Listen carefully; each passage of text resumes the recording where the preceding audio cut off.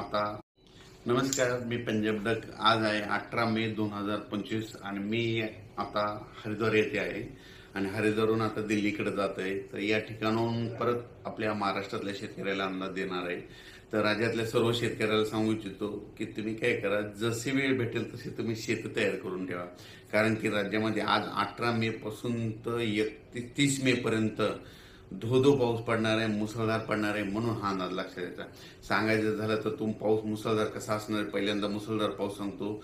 सुरुवातीला जास्त मुसळधार पाऊस मुंबईला जास्त पडणार आहे. म्हणून मुंबईकरांनी पहिल्या पावसामध्ये तुमचं जनजीवन विस्कळीत होणार आहे. म्हणून तुम्ही याची काळजी घ्यावी. कारण की 18 मे ते 30 मे दरम्यान मुंबईला अतिमुसळधार पाऊस पडणार आहे. म्हणून हे अंदाज लक्षात घ्यायचा.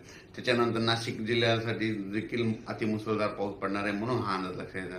पुणे जिल्ह्याला देखील मुसळधार पाऊस पडणार आहे. कोल्हापूर जिल्हा, सातारा जिल्हा, सांगली जिल्हा, त्याच्यानंतर संपूर्ण कोकणपट्टी मुसळधार पाऊस पडणार आहे. म्हणजे 18 मे ते 30 मे दरम्यान. म्हणून त्यांनी सगळ्यांनी सतर्कतेची काळजी घ्यायची. आणि राज्यात सांगायचं झालं तर नगर जिल्ह्यात देखील मुसळधार पाऊस पडणार आहे. बीड जिल्ह्यात देखील पडणार आहे. त्याच्यानंतर संभाजीनगरला पडणार आहे, जळगावला पडणार आहे. त्याच्यानंतर जळगावला पडणार आहे. इकडं बुलढाणा, अकोला, अमरावती तिकडे देखील मुसळधार पाऊस पडणार. म्हणजे सांगायचं झालं तर 18 मे पासून तर 30 मे पर्यंत, 18 पासून जवळपास 12 दिवस दररोज 2-2 दिवस भाग बदलत ओढे नाले वाहतील असा पाऊस पहिली वेळ मेच्या शेवटच्या आठवड्यात येणार आहे. म्हणून हा अंदाज लक्षात घ्यायचा. मग सांगायचं झालं तर पूर्व विदर्भ, पश्चिम विदर्भ, दक्षिण महाराष्ट्र, उत्तर महाराष्ट्र, कोकणपट्टी, खानदेश, मराठवाडा सगळीकडेच मध्ये जोराचा पाऊस पडणार आहे. कोणतंही गाव याच्यातून वंचित राहणार नाही. म्हणून हा अंदाज लक्षात घ्यायचा. सांगायचं झालं तर म्हणजे आज आहे 18 मे 2025.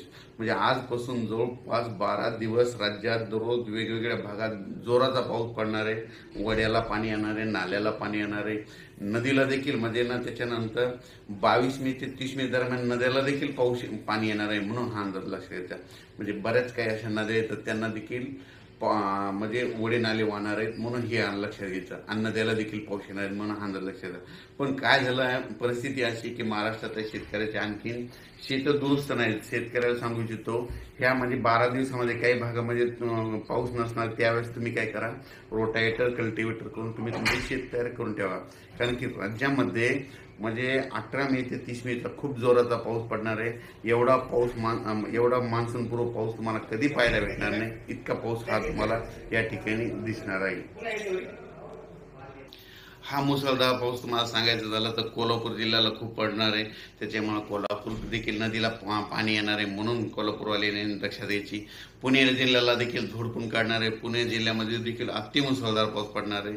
त्याच्यानंतर मुंबईला देखील मुसळधार पाऊस पडणार आहे. मुंबईकरांनी सर्वांना विनंती आहे की तुम्ही काय करा, तुमचं जनजीवन हे होणार, विस्कळीत होणार आहे. त्याच्यामुळे तुम्ही काय करायचं, 22 मे ते 30 मेच्या दरम्यान तुम्ही तुमची काळजी घ्यायची. घराच्या बाहेर निघताना जरा काळजी घ्या. कारण की खूप जोराचा पाऊस पडणार आहे. नाशिकला खूप पडणार आहे, उत्तर महाराष्ट्रात खूप पडणार आहे.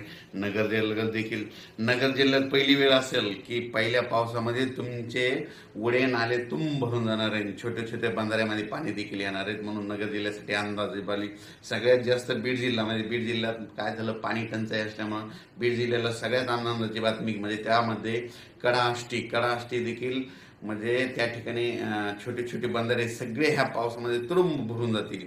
कारण की इतका जोराचा पाऊस पडणार आहे. म्हणून हा अंदाज लक्षात घ्यायचा. परभणी जिल्ह्यात पडणार आहे, बीड जिल्हा, लातूर जिल्हा, जालना जिल्ह्यात देखील खूप पडणार आहे. हिंगोली, वाशिम, नांदेड जिल्ह्याला देखील खूप पडणार आहे.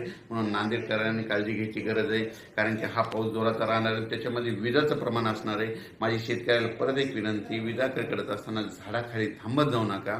कारण की विजा शक्यतो झाडावर जास्त पडतात. म्हणून हा अंदाज लक्षात घ्यायचा. ह्या अंदाज लक्षात घ्यायचा. अचानक वातावरणात झालं तर लगेच उद्या एक मेसेज दिला जाईल 19 तारखेला. पण आज आहे 18 मे 2025. मी आता हरिद्वारहून दिल्ली